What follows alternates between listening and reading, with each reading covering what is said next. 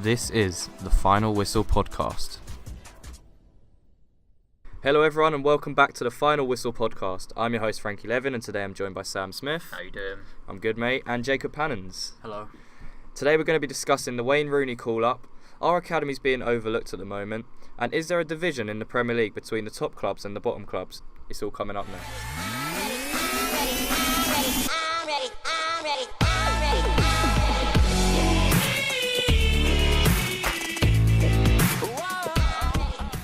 So, FA have announced that Wayne Rooney's getting called up back to the England squad for his foundation.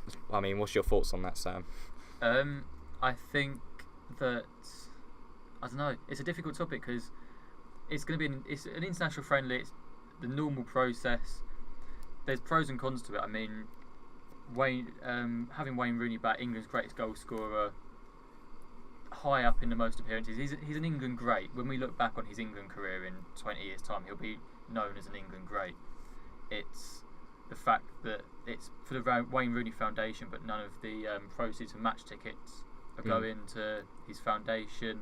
There'll just be people going around with buckets. But when you've paid 50, 60, 70 pound to get a ticket for the England game, do you really want to spend another tenner or even just to spare change in a bucket? I mean, people work hard to pay for these tickets, and I think. But my overriding opinion is that I'd rather have a match designated for an England great over a game where Danny Welbeck replaces Harry Kane after 62 minutes and it's 1-0 and we all forget about it in 10 years' time. And yeah, it's a difficult one, I think. Well, I mean, I'm pretty against it, to be honest. I think Wayne Rooney is a great player. He was England great, and as Alex Robertson said, he deserves it because he scored the most goals for England. And as I said, Peter Shilton's got the most appearances for England. Why don't we put him in goal against America? It's just... And the thing is that's frustrating for me is it's just a hollow gesture. Just calling it the Wayne Rooney thing, whatever. But yeah, like you said, the proceeds aren't going. You're spending, on top of the ticket and the train and everything else, food.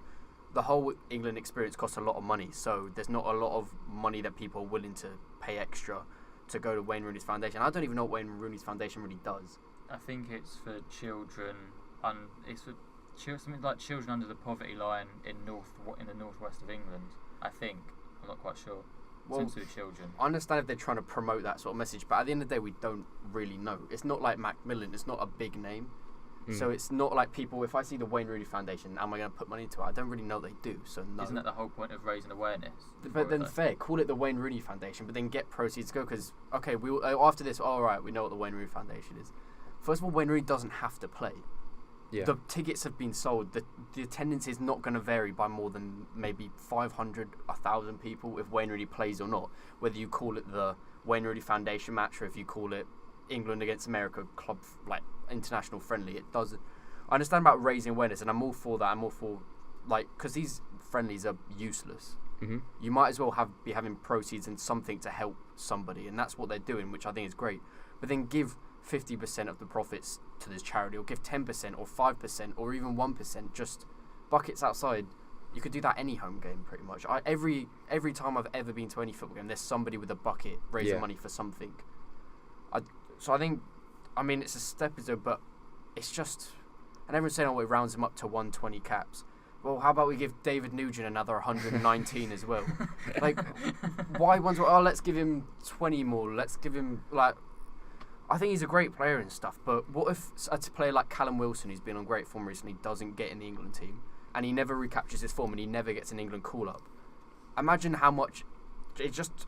Like Peter Shilton said on Twitter, it just makes a joke of the England national team. Because we're just handing out caps just for fun, just because get a giggle out of Twitter.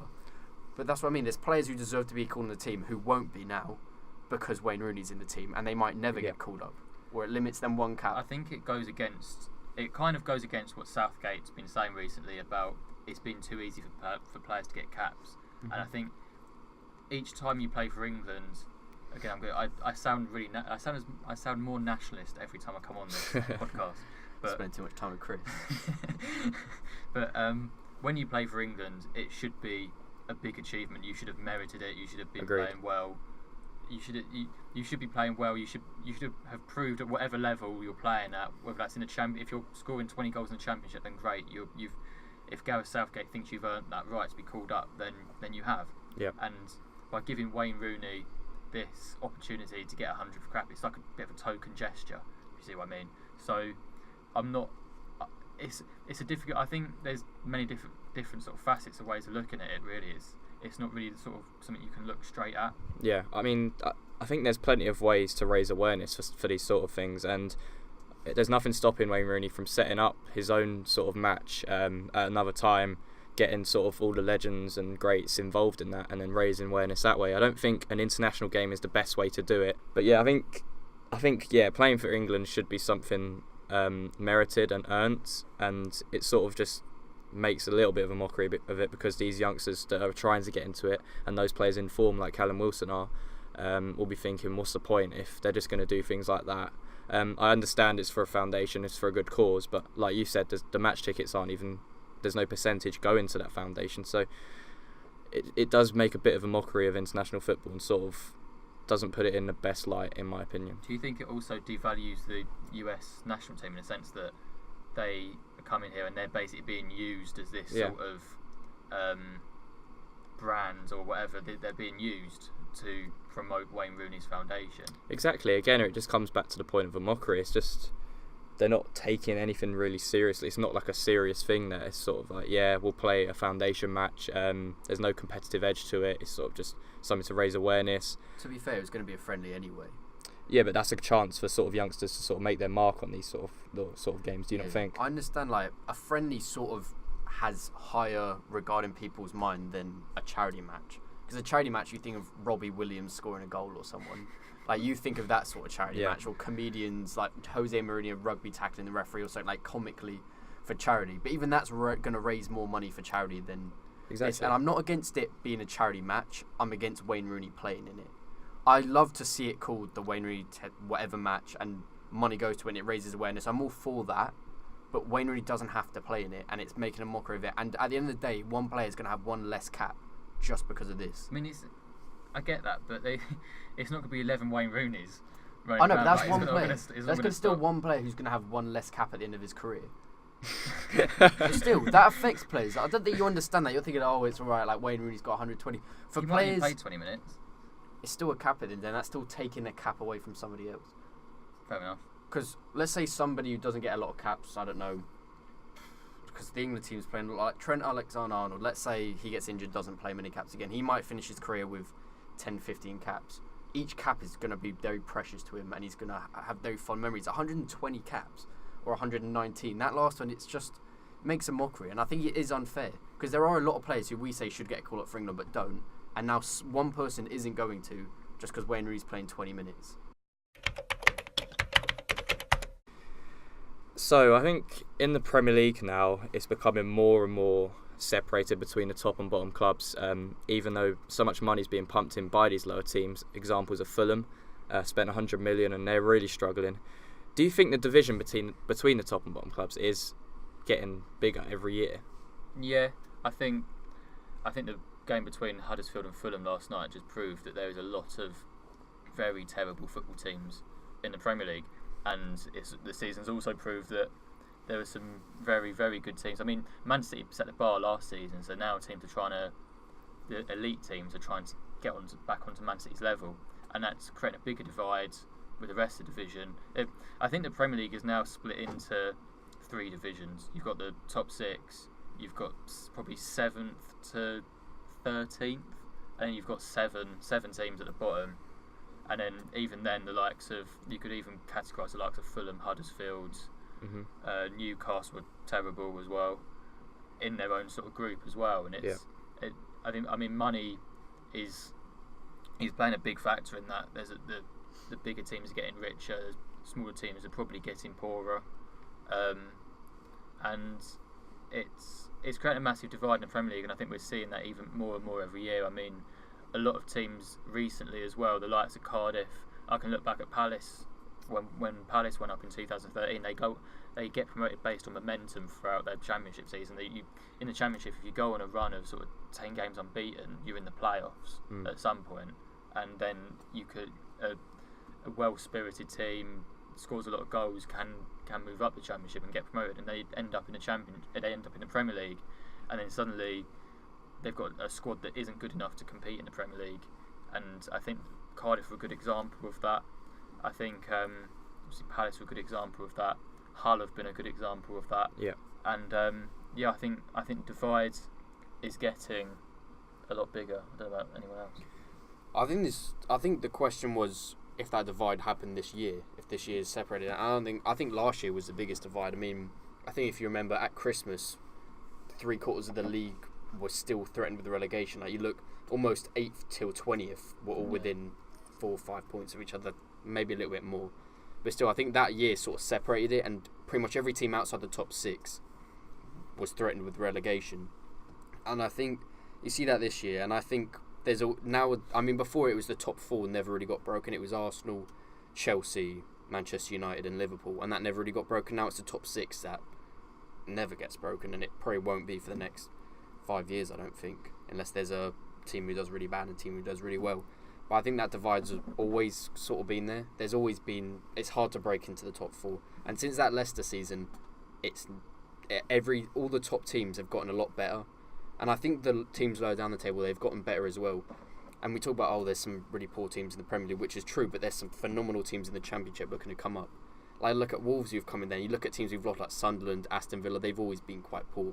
They've been the teams who've been in the league 5-6 years, and every single year you expect them to go down, somehow they stay up. Same with Wigan before that. There's always 1 or 2 teams who aren't really Premier League quality but stay in the Premier League. I think this is just always the way it's going to be, but I think now there is a divide, but I still think it's a lot more competitive than people think. It's just some teams play more attractive football than others. What do you think is the main cause of it? Money? Money, yeah. I mean, teams getting... I don't want to use the word accidentally getting promoted, but I sort of alluded to it earlier, where the likes of Cardiff somehow get up, even though there's 4, 5, 6 squads that are better than them in the Championship when they go up. And I think money's the main thing, and I think teams that just seem to think they can do a Leicester just by spending loads of money, ending up with a really good squad and thinking they're good enough to be sort of in that sort of 8th to 14th. Fulham spent loads of money. At the moment, it doesn't look like it's working out. Whether that's the management, coaching, or just the personnel in the squad, I'm not quite sure. If Jokanovic goes, then who they bring in might take them up the division. They might look like a £100 million side in the end. Who knows? But I think teams seem to think they can just do a Leicester and it backfires now. Yeah, I definitely think teams think they can spend the money, and the money always equates to performances, and that's not always the case. As we've seen with Fulham and even West Ham this year. And then you look at teams like Bournemouth who aren't spending much, but they're still elevating their performances and doing better.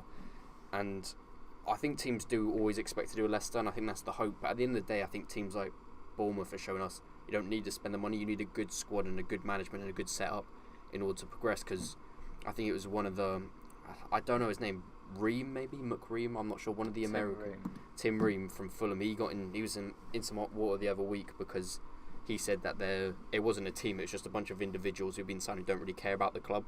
And I think you see that quite often when you sign a bunch of players. For a team like Fulham, to be honest, a lot of the players they've signed probably didn't know who Fulham were 6 months ago. They've all come in, they're just sort of looking at their paycheck. They don't really care about the club. They're not really that determined to stay up. They're probably all on 1-2 year contracts, and they're all going to leave at the end of the season. That's just the harsh reality of it. If they don't stay up, they're all going to leave. Maybe 1 or 2 of their signings will stay, but a majority will leave, and I think that's the biggest problem, is that teams think they can sign a team, and it's like FIFA. They'll play good, their potential will go up, they'll improve, and they'll win games, but it's not that simple. How do you feel the Premier League standard compares to, let's say, La Liga? How do you think that the Premier League the teams in the Premier League are a lot better than the teams in the La Liga? Do you think if 20th play 20th, 10th play 10th, that there's a gap between those two, or do you think La Liga's definitely on par with Premier League? I don't think there is much of a difference. I mean, we see in the Champions League especially the Europa League, where the teams that finish 8th in the Premier League still get beat by the teams that finished 8th in the Liga. Yeah. I think that's sort of, the Premier League's the best league in the world. The Liga is, if someone 15th in the Premier League played 15th in the Liga, the Premier League team will absolutely smash, and that seems to be the myth that goes around a lot. But I don't think that's necessarily true. and I don't think there is a massive gap between the Premier League and the Liga at all. To be honest, I think there's a bit of a gap. I mean, it's hard to compare unless they play in Europe, but even in Europe, it's such artificial circumstances. Like, you see so many upsets in Champions League and Europa League, so it's hard to compare like that, and it's difficult because we can never really find out. But just the only thing I can see is that you see players who play in La Liga play in Premier League, and they struggle. Like, look at Jonathan Cleary at West Ham. He just wasn't good. He just wasn't good, to put it nicely. He was just horrific. He scored one goal that was technically an own goal away at Middlesbrough in about 28 appearances, and he was just horrific. He went to Las Palmas and he was their top goal scorer. Yes, Las Palmas got relegated, but he scored about 6 goals, I think, 7 goals, 8 goals. And now he's at Alaves, and Alaves are 4th in the league or something. I think he's at Alaves. You might have to double check that. But I saw he scored a brace the other night, and I'm looking at a player like that, and I'm thinking he's at the top of the table in the Liga scoring goals. In the Premier League, at the bottom half against, Hull, Sunderland, Middlesbrough, he wasn't doing that. And I look at Zaza the same. I think last year or the year before, he was a second top goal scorer at Christmas behind Lionel Messi. He scored more goals than Cristiano Ronaldo at that point. Yeah, at West Ham, he didn't do anything. He could even score against Accrington Stanley. So that's the only comparison I see. I think that goes back to the point, though, that some players just don't fit into a club, but they'll fit into other clubs. And it might just be a coincidence that he's come to England, hasn't fitted in, and has gone back to Spain. He's thrived in an environment where he fits in. And I was going to ask a question, actually. If this Nations League thing happened and the top 6 or what didn't play in the Premier League and they went and played Nations League, what's it called? Super League. Yeah, European something. European Super League, I think it's called.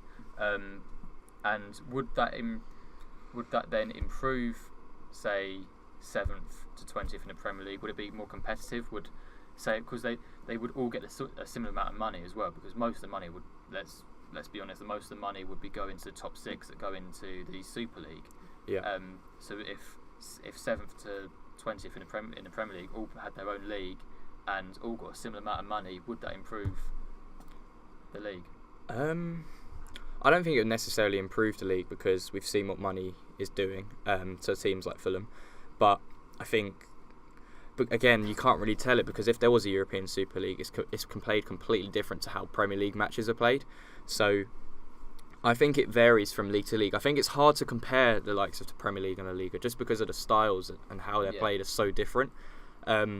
But if you look at quality, you can only go by the stats, and Europe's really been heavily dominated by the Spanish clubs in recent years. So there's no evidence to sort of suggest that the Premier League clubs are better quality than the La Liga clubs. But then there's no measurement for the lower teams. You can't really compare the bottom half of the table in many leagues, because there's no way of doing it. But from what I've seen, that display, Huddersfield-Fulham, was not a Premier League match. Like, was not at all near the standard of what a Premier League match should be, and that's sort of disappointing to see, to me, really, as a fan of the Premier League and how it's been for the past 10 years. Yeah, I'd go along with that. I watch a lot of Premier League games, and I'm like, is this actually the Premier League, or is this the Championship, even League One at some points? I mean, I've watched sort of League 1, League 2 games, or I've been more excited by the standards of football that's being played. But to be honest, you can't measure level of excitement to Premier League or not. It's the quality. It's the quality of the players. Like, whether you play attractive football, you play unattractive football, you can see a difference. If we go to Eastbourne Town, I'm sometimes more invested in that game than I'm watching a Premier League game. Doesn't mean Eastbourne Town should be in the Premier League. No, cool. That's what I mean. Like, it's not about entertainment. I don't even think it's about quality of play. It's just about, it's difficult, because you see a Sam Allardyce side, they're Premier League quality, but just because they play ugly, everyone's like, oh, this is a Premier League side, oh, they're rubbish. They're not rubbish. They just don't play attractive football. They just don't play Pep Guardiola football. They don't play Spanish football, which is why we see Spanish football or Italian football. Oh, it's so amazing, it's so beautiful. Doesn't mean they're good. Just because they're playing 4 passes when Sam Allardyce will play it in 1 doesn't mean they're better. But that's sort of what modern football is sort of revolved around nowadays. Yeah, I agree with that, but it doesn't mean they're better. No, I'd agree with that. If you see Fulham spend £100 million, do you expect a bit of excitement from them? You'd expect them to string at least 5 passes together, and I don't think they did that once at Huddersfield. So it's just, I agree with what you were saying, but I don't think that. I think the way football's going, it's all kids are going to be taught pass it on the floor, keep the ball on the floor. We're going to see less and less of this long ball stuff, whether or not it's effective, and whether it's Premier League standard. But I just think within the next 10-15 years, we're rarely going to see those sort of games between Huddersfield and Fulham in the Premier League. And I think that was one of the worst advocates for football for the Premier League I've seen in a while. Yeah, I mean, you're always going to get those teams, especially in the Premier League when it's so difficult. You had teams like Burnley, like Cardiff, like Fulham, Huddersfield, who are going to sit back and they're going to do everything just to get that 1 point on those 3 points. They're not going to try and be flamboyant. At the end of the day, it's not about entertainment for them. It's about getting the results. And that's why you have like managers like Sam Allardyce who come in to save clubs, because he doesn't go in there to entertain. He goes in there to get that hard point. I mean, West Ham even won under Allardyce and would boo the team afterwards because they played so poorly or so unentertaining. I think Jokanovic, though, has built Fulham around this kind of exciting brand. You kind of expect exciting football from them, and they're just not exciting at the moment. They've conceded 29 goals this season, and I sort of expect them to have scored 29 goals by now and be really exciting in that. And it hasn't clicked for them at all, and it's probably the most surprising thing that's happened in the Premier League so far this season is Fulham being so bad. Yeah. I think just football in general is becoming such a business. Owners are looking, if I can stay in this Premier League, the financial gain for the club is massive. So they're not really concerned about the football they're going to be playing. The likes of these Huddersfield and Fulhams, they just want to grind out results. And I understand that for those sort of clubs. I think fans are now putting in they're the third most for their income. Third highest income. It's all the incomes from TV money from the Premier League and sponsorships. So from their business point of view, which is where football's sort of heading at the moment, it makes sense for them to play defensive, untidy football, maybe get a point or three every now and then, and sort of stay up in the league, because the gain from doing that is very rewarding. Just going back to the point about the Premier League being sort of exciting, when was the last, as a just sort of genuine question, not as a point proof or anything, when was the last sort of genuinely exciting game between the top six? I mean, last season, Liverpool, Man City, and Manchester City, Manchester United. But even those, I mean, yeah, they were exciting, but there's not really been any lower league excitement clashes. I mean, West Ham Burnley at the weekend, but I mean, to be honest, I was talking to a mate about this the other week, and we sort of stumbled across an interesting sort of thing we both agreed on, is that before the top sides always played good football and the lower sides always played quite ugly football, but now it's sort of changing a little bit. Like, you look at teams like Wolves, Bournemouth, even West Ham, Crystal Palace has sometimes played some nice football. But you look at teams like Manchester United, even Tottenham last night against PSV, it wasn't attractive football, it was quite Route 1.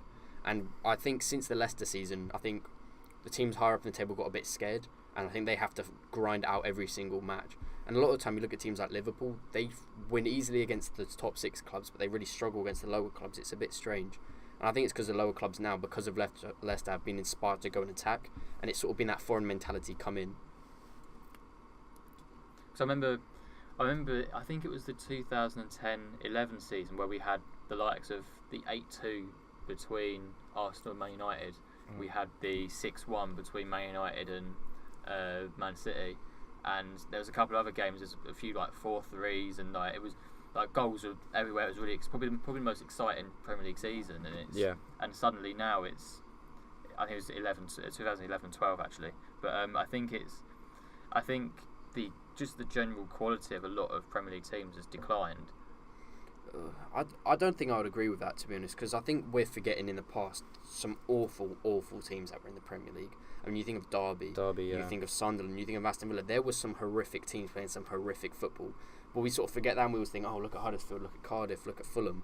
But every single year there's 3 teams who get relegated who don't deserve to stay up, and sometimes there's teams who stay up who don't deserve to stay up. There's always going to be teams who play bad football, and I bet you, I mean, you see, I wonder if there would be a pure Premier League of just 20 teams playing good football, good attacking football, attractive football. But I don't know. I mean, Leicester could come up, Nottingham Forest could come up. We don't know. But the thing is, even if 20 teams play attractive football, 3 are going to go down, and 3 are going to be worse than the other 17. So I think that's always going to be the way it is. Sam, you said about the quality. Do you think, say, look at the top 6, do you think the quality now compared to then is higher? Yeah, with the top 6. I mean, it goes back to the point where the top 6 will improve and the lesser teams get it, I think, are getting worse. And I think Man City last season really set the bar. I think before that Man City season last season, I do think the top 6 were getting worse in quality. Pep Guardiola realised that, brought in his own players, spent hundreds of millions, and people forget the fact that Man City have spent hundreds of millions of pounds on players now. I know there's a whole thing with like football leagues at the moment with Man City sort of bending the rules and that, but people forget that Man City have spent hundreds of millions of pounds on their actual squad now, purely because of the fact they played so well, and they justified spending hundreds of millions of pounds, and they've now set the bar. I mean, Liverpool have improved. Chelsea are really good to watch under Sarri. Yeah. Man United are improving a bit now under Mourinho. Spurs is a bit of an anomaly because I think Pochettino has realised that if they were to start losing games, the fans are already on the club's back about the stadium, things going on off the pitch. I think Pochettino's realised that he has to get results this season, so he's prioritised results over playing well. So he's now grinding out results a bit, like we saw last night in the Champions League. And I think Spurs are going to be a lot different to how they have been in previous seasons, but I think that's just an anomaly.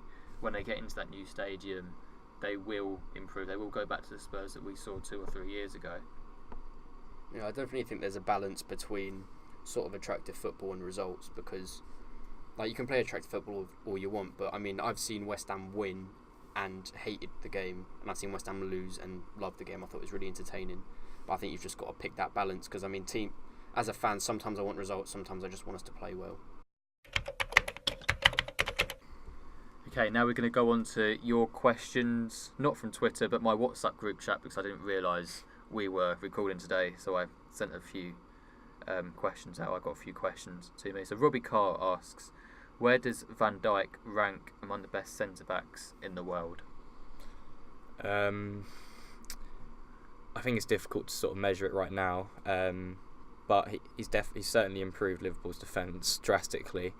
I think he's an excellent defender. I think that move was warranted, but you haven't really, we can't sort of label him as one of the best in the world if they're not performing right now in the likes of Champions League. I know they lost last night 2-0 as well, but no, I've seen in the Premier League he's been really good for Liverpool, and there's always a debate about him and Laporte from Man City at the moment on Twitter.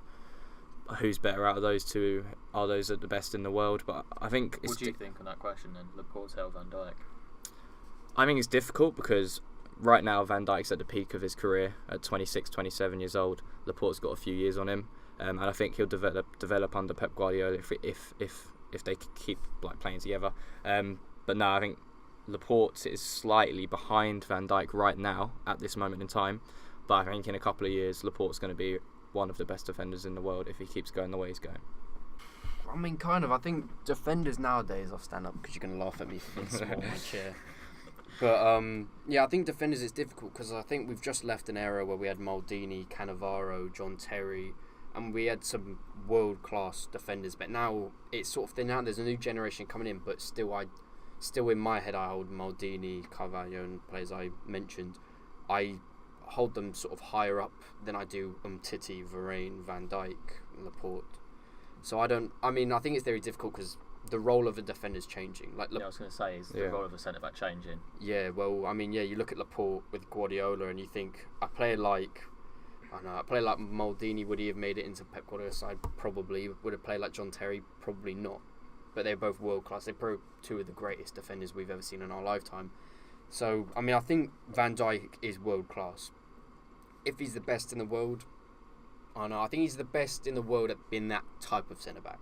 Because you don't really get... He's quite old-fashioned, to be fair. He's quite good in the air, where you get players like Laporte now who has to play it on the floor, but Van Dijk doesn't do that. If you put Van Dijk into the Guardiola system, he wouldn't thrive, but Laporte does, and vice versa. So I think Van Dijk is probably the best centre-back in the world playing his position and his style of play. I think Van Dijk would thrive under Guardiola. You just look at Kompany, even though he's been injured and he's been sort of out of the team because of that. I still think he's an excellent defender, and Pep Guardiola's improved Kompany's game just because of how he can play on the floor now as well as be an aerial threat. I think Van Dijk's quite good with his feet for how tall he is and the aerial threat he offers. But I think someone like Laporte and Van Dijk as a partnership would work really well, because you have someone that can play out from the back with their feet, and you have an aerial threat going forwards, and at the back someone to clear most of the balls out. But yeah, I think Van Dijk is one of the best defenders in the world, but I think it's really difficult to judge defenders right now just because of how it's changing. Like you said, the roles are changing. Yeah, I'd go along with that personally. I mean, I'm not a fan of ranking players or anything, but having sort of watched the World Cup, the likes of Godin, other players. I mean, Ramos had a brilliant. He sort of didn't have a brilliant World Cup. He's proved over the last sort of few years that he's one of the best in the world as well. And I mean, Harry Maguire's world class. And I like we've sort of touched on. There's different sort of variations of playing centre back. There's different roles, and some players thrive playing those different roles as a centre back. I mean, Van Dijk in his role as a ball playing centre back, he can sort of do two different roles as well. He's a very good sort of kick it, hoof it centre off, and he can play as the ball player as well if he need it, when he most of the time he does.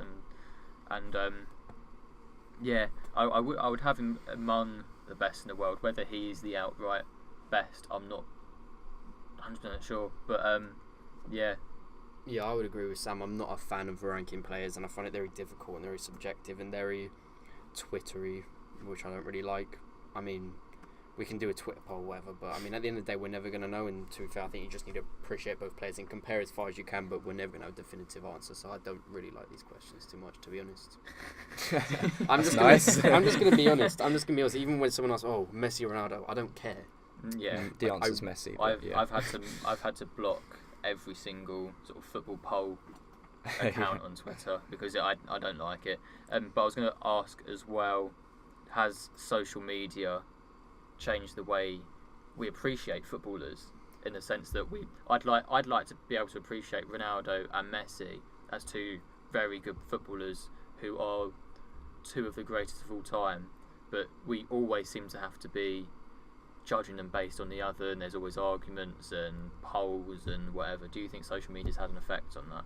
Yeah, massively. I mean, I always say this to you off the air, that troll football has ruined football, because you get all these people like, "Oh, this player's bad because they made a bunch of memes about him missing goals." It's like, true, but you still, like, everyone says, "Oh, Lukaku, oh, he's so bad, he's fat, he's this, he's that." Like, all these memes about him, but he's still a world-class player at the end of the day. You look at him at Everton, he was getting the Golden Boot most years. You look at players like, I'm trying to think of others. There was one player I was talking about the other day to you, I think. I said he's a class player. It's just the only reason he doesn't get any appreciation is because of troll football. I can't remember. I don't think that was me. I don't know. But somebody then. Is Emil Heskey the biggest victim of social media? Yeah, definitely. I don't think he was. Towards the twilight of his career, he wasn't great, and that's why he became a bit of a joke. Most players, though, isn't it? Yeah, true. I don't think he was as bad. I think he was fairly poor towards the end of his career, but he wasn't as bad as everyone says he is. He's not as bad as KSI makes him out to be, and all the 12-year-olds who say, "Oh, Heskey," when they miss a shot or whatever. Like, yeah, I think social media changes the way we view players, because somebody makes a joke and we're like, yeah, I agree with that. Yeah, totally, he's really bad. But it's like, no, actually watch him play, and you think, Carlton Cole never got any rubbish because nobody really knew who he was. But then you look at players like Morata, Lukaku, just because they're playing for big clubs, and Benzema even, they're all pointing their aggression towards them, saying, "Oh, look how bad they are." There's a lot worse players. These are some of the best strikers we have in the world. You're just ignoring all the bad ones because you're just not. Your knowledge doesn't go that in depth into football. I'm sure as West Ham fans, you've seen the Carlton Cole parody Twitter account. Yeah, has that made him? Has that Twitter account, as funny as it is, I do find that account quite funny, but has it made him a bit more of a, inverted commas, meme? To be fair, he was always a bit of a meme even when he played for West Ham.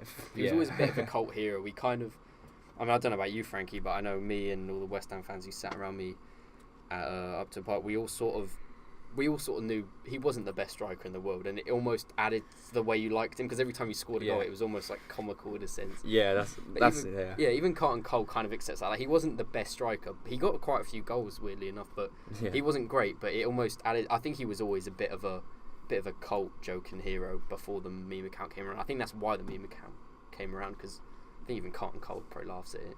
Yeah, I think that's different because we knew as fans that he wasn't the best, but he's just a hero because of who he is, and whenever it was just funny to watch. But back to your social media point, I think it definitely has had an impact, because you've just got people constantly comparing players at the moment, and jumping on the bandwagon as soon as there's a bad performance or like a highlight of a miss. You get all these accounts, all these people with quite large followings just making a mockery out of it, and people will look at that and go, yeah, look at him, and it goes round in social media. People will look at it, sort of say, oh, did you see that? Did you see the Lukaku miss? Did you see Lukaku's touch the other day? And now Lukaku's just being associated with someone with a bad touch and can't score goals, which isn't the case. I think he's a really good striker. Yeah, I agree with you, and like I said, like, one person says it and everyone's like, oh yeah, I agree with that, yeah, he's really bad. It's like, just because Troll Football says it doesn't mean it's right, and like you said, it's just bandwagoning. Exactly. I think they see one thing and they sort of agree with it. Well, as a team like West Ham, I would kill to have Lukaku in my team. Yeah. But everyone would be like, oh, Lukaku's terrible. Yeah, he should be playing in like League One or something. No, he shouldn't.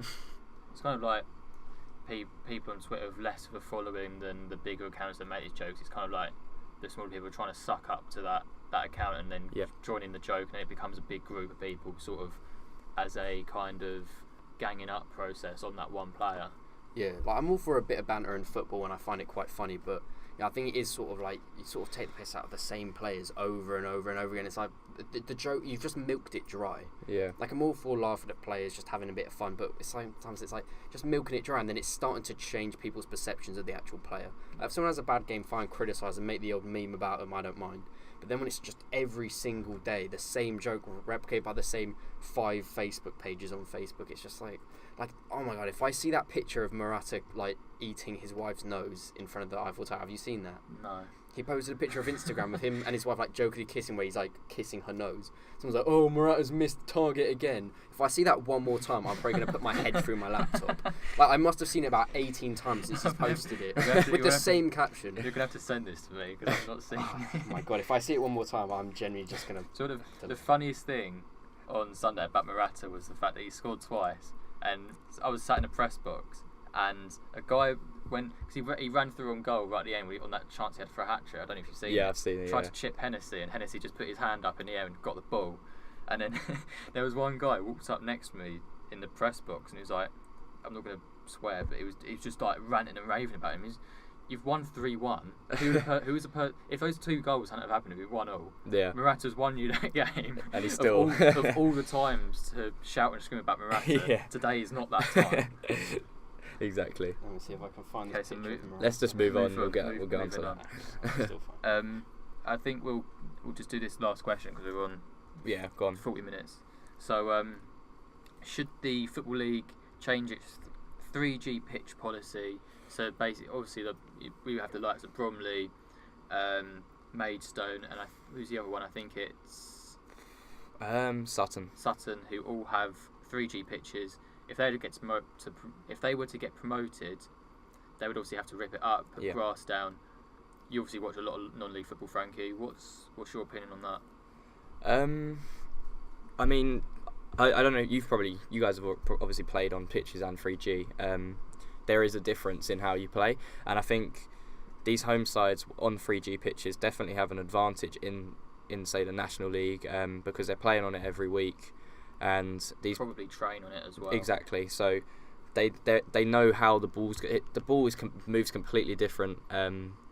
Jacob just showing the picture there. See, Troll Football tweeted Morata still missing.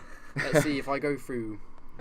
See, there's another one. At close range, he's still missed. Morata can't stop missing. Morata still missed this one. Honestly, it's doing my head in.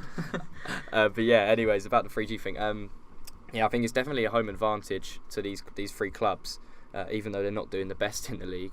But if they were to go up, I think the policy probably needs to be looked at, because I think if you get into the National League, you shouldn't really have a 3G pitch. I think everyone should have the same playing surface, equal grounds. And if you go up, you've still got a stadium that's going to go into League Two where everyone's got grass pitches. So I think if you want to train on a 3G pitch, you want to get used to passing and stuff. If you've got sort of a bad training surface, then yeah, I'm all for that. But I don't think matches should be played on 3G at all. I think the thing with clubs having 3G is the fact that they can then rent the facilities out. They can make a lot of money. Yeah. They can probably afford to rip that pitch up at the end, and if they do get promoted, obviously they get the money from getting promoted as well. Gate receipts. They can afford to rip it up and put grass down. It's the fact that, like we say, 3G isn't the nicest surface to play on. A lot of managers complain about it. I was talking to Dulwich Hamlet's manager a while back about it, and they played Eastbourne Borough, who have 3G as well, I think, and he was saying he didn't like the surface, and yeah, I mean, I don't know if you have any opinion, Jacob, on 3G pitches. I mean, in Hong Kong, there's a lot of 3G pitches. Just the Soccer Sevens on 3G, don't they? Yeah, they do. Every year they play that, and that's a FIFA stadium. And if I think of the league grounds, I think there's about 7 league grounds. Maybe 3 or 4 of them are AstroTurf, as they call them. They're 3G pitches, and I think it does affect the game. And I always say, me and my dad always say that you never see a bad football game on AstroTurf. There's always tons of goals, and there's always a lot of thrills and spills. And I'm guessing that's because a lot of players don't play on 3G. Like you see in Hong Kong, it doesn't affect it as much because every player grows up playing on it. But here, there's barely any 3G unless it's a 5-a-side ground, whatever I don't know what they call them, Scoreways or Soccerway, I don't know. There's some companies of it. Yeah. Goals, yeah, is that the one? Yeah, so I think it does affect it, especially in England when some players play on it, some players don't. And yeah, you look at teams like Eastbourne Borough who've got a 3G pitch, they train on it, they're used to it. And I think it's the most economic, but it does cost a lot.